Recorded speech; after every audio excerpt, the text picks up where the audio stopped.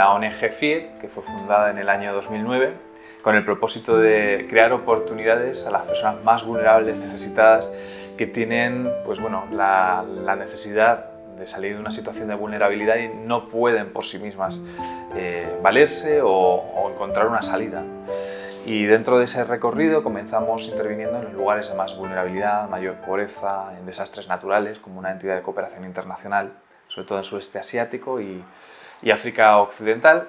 Y en ese trayecto tuvimos un encuentro directo con la trata de seres humanos, el tráfico humano de mujeres, de niños, de niñas, y nos dimos cuenta de que España, pues tristemente, tiene este problema social y es uno de los principales problemas que tenemos y además es muy invisible. Y decidimos pues, empezar a hacer un trabajo muy directo, muy incisivo en la prevención, la intervención, asistencia integral de estas víctimas de trata de seres humanos. De hecho, somos acreditados dentro del marco europeo, somos acreditados por el Gobierno de España también, como entidad especializada en la asistencia integral a estas personas. Esa es la actividad principal que desarrollamos. Bueno, FIET es una palabra, es un latinismo, significa que se ha hecho. La idea principal del concepto es que muchas veces nos sentimos movidos por los problemas. La gente se siente mal por los problemas sociales, se siente mal por el problema de adicción de droga, el abandono de los animales, me puedo sentir mal pues por el tema del tráfico de personas. Son cosas que de hecho mucha gente no quiere hablar del tema para no sentirse incómodo. Bueno, nosotros dijimos, hay que hacer algo al respecto, hay que pasar de las palabras a la acción. Y William Wilberforce, que es uno de los principales abolicionistas de la historia, en el año 1789 dijo a la Cámara de los Comunes, cuando habló para abolir la esclavitud en Reino Unido, un evento increíble en aquel momento, para que los lores se sintiesen conmovidos y llevados a votar, dijo, podremos decidir mirar a otro lado, pero ya no podremos decir que no lo sabíamos. Y precisamente ese FIET es, una vez que somos impactados por la necesidad, por quien pida auxilio, no podemos quedarnos de brazos cruzados. Por eso FIET es una palabra que se utilizaba como acta en el mundo romano, que se ha hecho. No quedarnos pasivos o decidir mirar a otra parte, ¿no? Entonces es como eso va alineado al propósito. Pero es muy fácil de recordar, y luego pues es muy gráfico. Vamos a hacer algo. Como quien dice, vamos a remangarnos y a meternos de lleno en el asunto.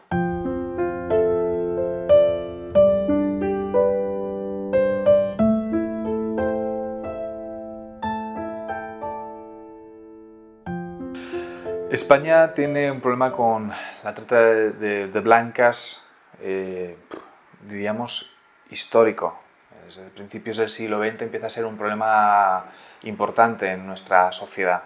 Inicialmente España como lugar de origen, porque el concepto de trata de blancas, ahora ya no se usa tanto el concepto de trata de blancas, pero empieza a ocurrir porque cuando se abole la esclavitud principalmente se hacía con personas originarias de África o que habían sido, sus antepasados habían sido llevados desde África a algunas de las colonias para cultivar azúcar, principalmente la caña de azúcar y el algodón y ese tipo de esclavitud que era sobre todo de trabajo forzoso en el campo. A final del siglo XIX, cuando esto se abole, principalmente a través del Reino Unido y otros países comerciales, como pueden ser Holanda, etc., empieza a haber un fenómeno nuevo. Y es que Europa empieza a exportar emigración a América por una cuestión también económica, que siempre hubo esto, pero se empieza a dar de una manera distinta, un fenómeno social distinta. Empieza a parecer de que ahora los nuevos esclavos son blancos. Y ahí empieza el concepto de trata de blancas, y principalmente mujeres. Para acabar es lo que se llamaba antiguamente las casas del tráfico, que eran bares, lugares donde pues, las personas iban, aparte de consumir algo, pues era muy habitual solicitar servicios sexuales y muchas veces estas eran las mujeres. Hasta el punto que en el año 1907, por ejemplo, se modifica la ley de migración en España por un problema importante y también el Código Penal, pero dice que la policía de las costumbres, que era la policía que se encargaba de velar quién entraba en los puertos, en los barcos, tiene que fijarse bien quién está acompañando a las mujeres, que bueno, tengan apariencia joven, que no vengan autorizadas por su padre o que no vengan acompañadas de una persona que tenga una buena apariencia, por decirlo. Porque ya era un problema social. Estaban ocurriendo tráfico humano desde España para afuera. Hoy, España es un lugar de tránsito y destino. ¿Qué significa? Que España se utiliza por su situación geográfica como un lugar extraordinario, pues para transportar o que víctimas de trata, sobre todo explotación laboral y explotación sexual, pasan por nuestro país para ir a Francia, para ir a otros países de Europa, desde Latinoamérica, desde África y desde Europa del Este, y luego de destino. Bueno, pues España es el tercer país del mundo, según las últimas estadísticas de la UNOCT y de las Naciones Unidas, en demanda de prostitución. Nos superan Tailandia y Puerto Rico. Son datos proporcionales. Es una fuente económica importante, de hecho, tanto por turismo como también por demanda interna. Y bueno, más del 90% de las víctimas son de origen extracomunitario, lo que hace pues eso, demostrar que España es un lugar de tránsito, destino, de demanda, ¿no? Estados Unidos es tránsito, pero sobre todo destino y origen. Aquí, pues, por ejemplo, es tránsito y destino.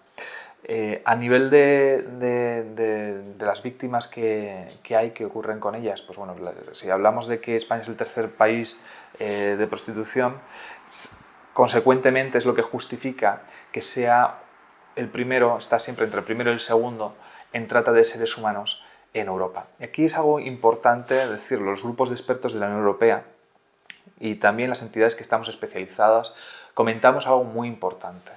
El número de denuncias, el número de identificaciones que se puede hacer por la policía no es un muestreario o no es una muestra fidedigna del número de víctimas que hay. Ocurre en muchos lugares del mundo donde la gente sabe lo que es un delito de agresión sexual, pero no se denuncia. Muchos lugares del mundo donde hay violencia de género, pero como no es un problema social visible, no hay estadísticas. Y dicen, no ocurre porque no hay denuncias. Y a veces esa es la trampa que algunos tienden a decir, mira, en España o en determinados lugares no hay trata porque no hay denuncias. No. Ese dato es un dato de eficiencia, de investigación, de recursos, de la capacidad del Estado de intervenir en el problema. Pero en España tenemos un problema muy serio con la trata de seres humanos y muy particularmente con la explotación laboral y la explotación sexual. Las mujeres que se encuentran en esta realidad, y digo mujeres porque el 98% de la prostitución es demanda de hombres a mujeres, y por eso pues ahí hay una perspectiva de género, claro, son principalmente mujeres. Y en el mundo de la trata el 70% son mujeres y niños y niñas, ¿no? Sobre todo niñas, y claro, esto pues da una perspectiva de género del problema. Dicho esto, estas mujeres, el sistema recae todo el peso en que ellas denuncien, en que ellas tomen la decisión de señalar y denunciar una determinada, lo que están sufriendo, lo que es una doble victimización si lo paras a pensar, porque estás diciendo, para auxiliarte tienes que enfrentarte con el mundo, con la mafia, con el sistema, con la marginalización que hay en esto, porque hay una normalización de la prostitución. Entonces, como esto ocurre, no hay muchos datos oficiales, porque la mayoría de las mujeres que tienen la oportunidad de salir deciden no hacerlo por miedo al fracaso, por miedo a lo que le ocurre a sus seres queridos. Porque claro, si la mayoría son de fuera, imaginémonos el ejemplo, bueno, tú me garantizas mi seguridad aquí, de aquella manera, que se pueda. ¿Quién garantiza la seguridad de mis hijos en Uruguay? La seguridad de mis hijos en Paraguay, en Colombia, en Venezuela. Claro, ponte a denunciar porque nadie quiere estar en esa situación, pero todos estaríamos dispuestos por la gente que amamos a hacer lo que hiciese falta. Entonces, en cuanto a esos datos, resumiendo, algunos hablan de un 1% de las mujeres que son localizadas, que tienen una oportunidad en algún momento de decirlo o de salir hacia fuera de ese contexto, que logran hacerlo. Es desolador.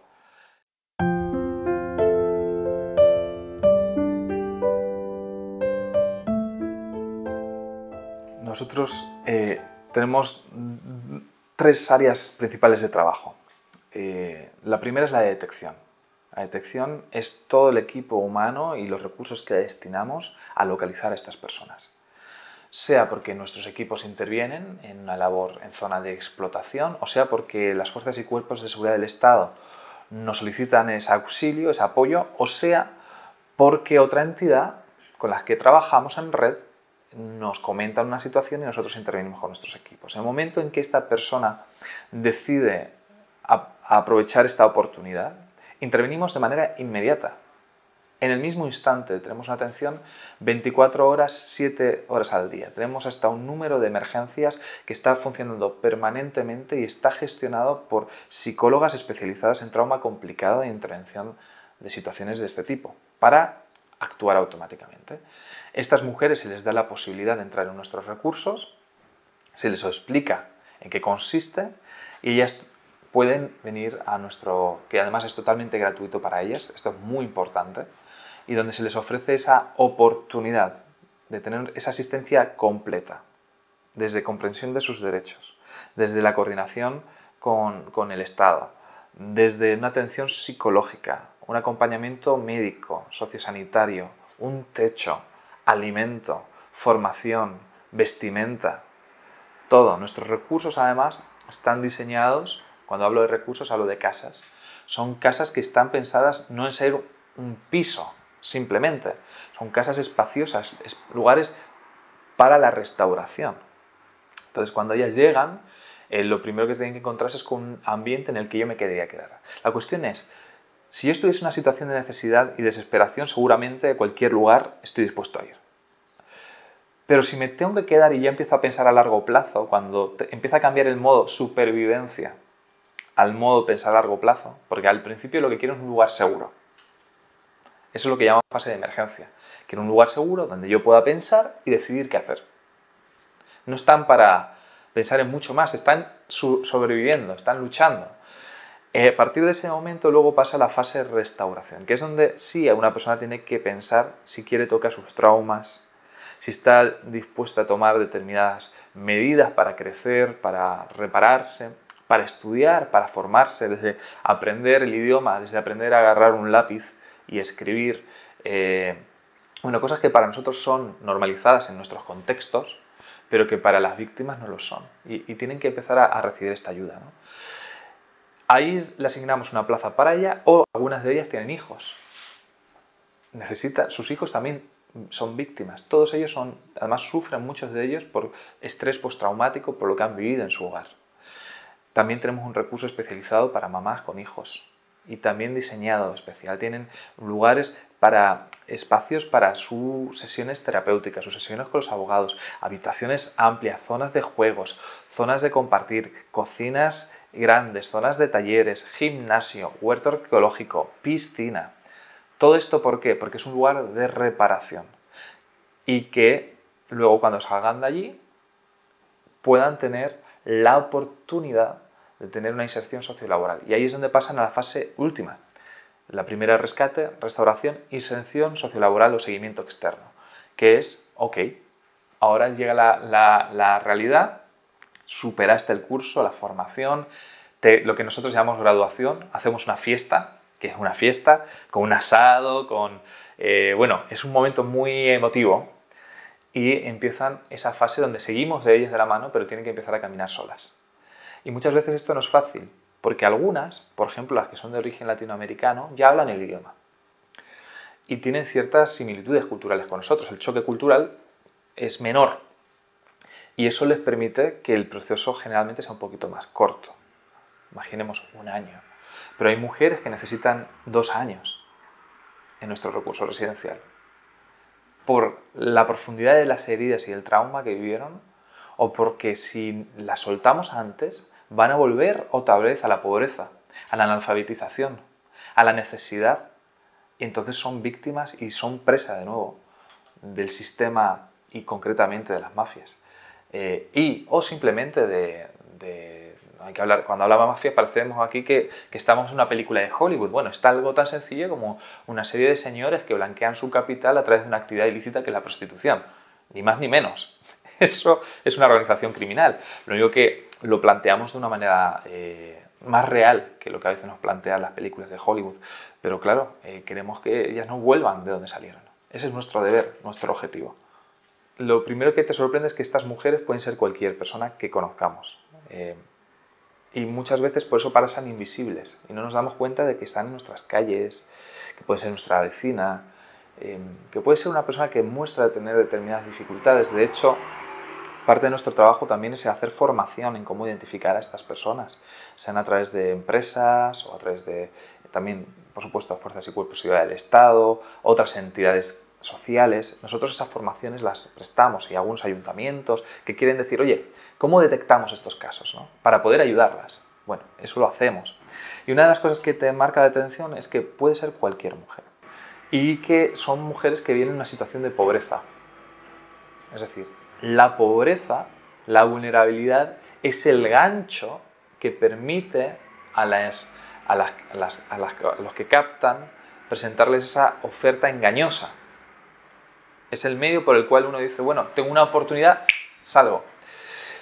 Estas mujeres se encuentran en esa situación. Esos son lugares donde ellas suelen venir y ese es el perfil principal en el que nos encontramos. En este momento tenemos diferentes oficinas y delegaciones en Galicia, País Vasco, Comunidad Valenciana, Madrid y Melilla, con equipos tanto de detección, que es el labor asistencial, tenemos proyectos de alimentación, acompañamiento sociosanitario, acompañamiento psicológico, acompañamiento jurídico, es decir, que son diferentes líneas de actuación, asistencialista, pues es decir, luchamos contra el hambre, fíjate, ¿no? Por ejemplo. Pero estos equipos, el objetivo siempre final es poder detectarlas y rescatarlas. Esos están en esos lugares. Luego tenemos ahora mismo 3 casas de acogida. Una de ellas está ahora mismo en proceso de reforma. Estamos mejorándolo para llevarla en la zona norte de España. Otra estamos ahora mismo en construcción. La primera recurso residencial especializado de la historia en el norte de África, por lo que tenemos muchísimas ganas de poder lanzarlo porque es una gran necesidad. Y bueno, eso es para otra conversación, pero estamos ahí también. Luego a nivel organizativo tenemos que decir también que para nosotros la transparencia es importante, por eso somos también entidad declarada de utilidad pública. También tenemos sellos de calidad y transparencia para todas las sedes y todas las casas de acogida, la ISO en este caso 9001. Y luego también nos funcionamos en el marco de gestión que llaman de excelencia, que es el FQM, ¿no? Eso a nivel de gobierno, cómo yo dirijo y gestiono la organización. Tenemos diferentes áreas, la dirección general cuenta pues, con un comité de dirección que haga posible la estrategia y el desarrollo y luego pues eso va descendiendo en diferentes capas y tenemos áreas de coordinación de detección, directoras de las casas de acogida, más de 17 cabeceras, por lo tanto, por los subproyectos que tenemos, que tienen futuras de dirección y luego todos los educadores sociales, trabajadores sociales, psicólogos, abogados, etcétera, que hacen posible el día a día y la atención a estas personas. La discusión es una discusión de qué sistema social queremos. Y es que yo no quiero una sociedad en la que por una situación de vulnerabilidad de una persona se pueda producir un aprovechamiento y que la intimidad, la dignidad, el honor, su integridad física esté a la venta, esté en un mercado. Bueno, ese es el primer debate que tenemos que tener como sociedad. ¿Estamos dispuestos a eso? Una vez que se responde la pregunta, es donde viene luego ya el problema estadístico. Pero es que de base, yo no quiero vivir en esa sociedad. Yo no quiero que mi hija esté en el mercado. No quiero que mi amiga esté en el mercado. Mi vecina. Porque entonces, cuando vengan los momentos de crisis y de necesidad, eso se dignificará. Se pondrá como una... Y yo algo que puedo decir es que de las miles y miles de mujeres que he atendido, algunas de ellas, en mayor o menor medida, han dicho, a mí no me traficaron, no me forzaron a hacer esto. Todas dicen, no me quedó otra. 100%. Nadie dice, oh, de mañana quiero... he visto Pretty Woman, quiero... Porque ese es otro de los problemas. Cómo se ha mitificado también el concepto socialmente, ¿no? Pero una vez que están dentro, el punto es que luego esto tiene secuelas a nivel mental, porque no es una relación normal que tú te vendas. o vendas tu intimidad, tu tiempo, pero no tu tiempo en cuanto todos damos nuestro tiempo a las empresas, pero algo tan íntimo como son bienes que no están a la venta hoy no está eso a la venta. Pues imagínate que decimos a la sociedad, sí, bueno, ese mal va a persistir. No aceptamos que esto esté a la venta. Número 2, tenemos benchmarking, tenemos comparativas de estados, pues que han decidido la vía de legalizar. Y el resultado ha sido un auténtico desastre. Concretamente, Francia y los Países Bajos.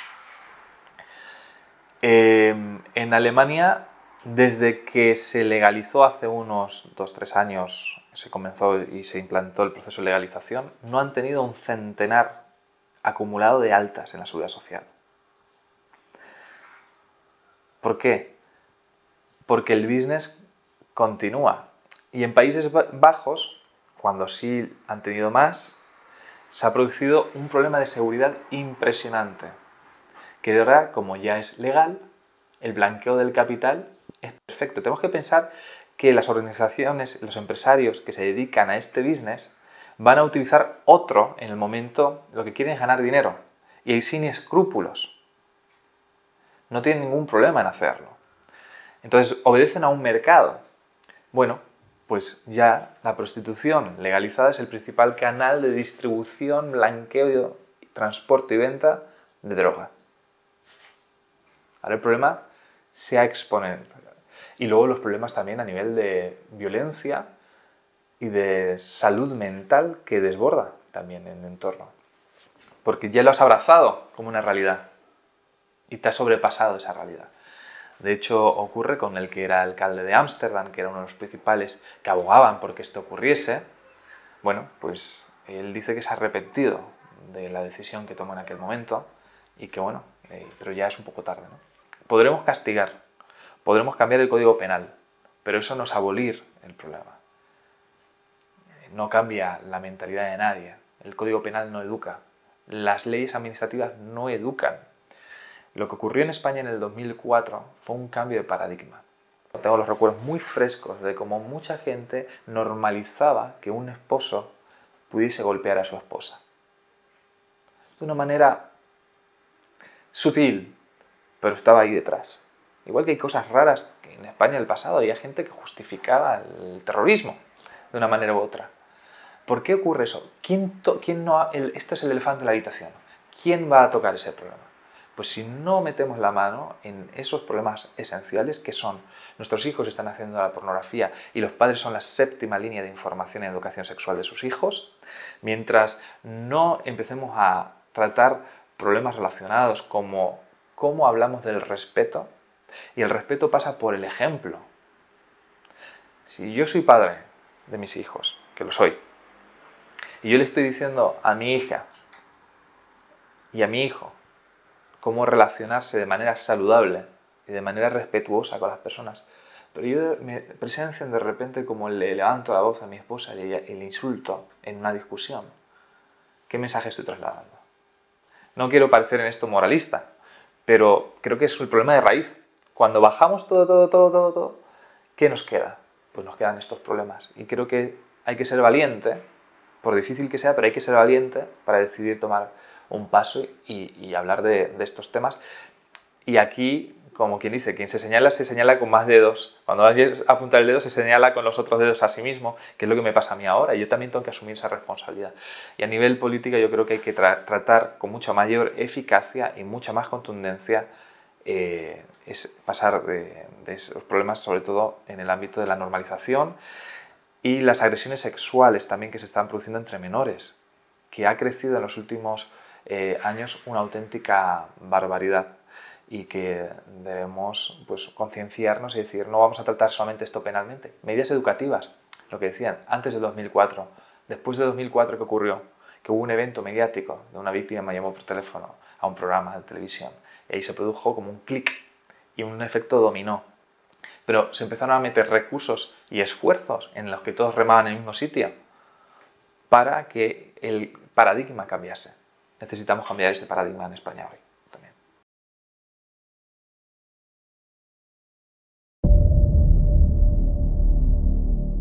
Tenía una vida normal, trabajaba y llegó un momento de mi vida cuando llegué me encontré con otra historia. Era una organización, tenía pisos en Madrid y aquí fueron captadas ella y otras compañeras suyas. Vienen engañadas normalmente a través de sus familiares. Se les pinta una película absolutamente diferente a la que se encuentran en España. La 24/7 uno tiene que estar trabajando. Si no dormían, que no pasaba nada. Empezó a decirme que tengo una deuda con ella y cuando yo pague todo, ella me puede dar la opción de buscar otro trabajo. Todos tenemos la oportunidad de empezar de nuevo.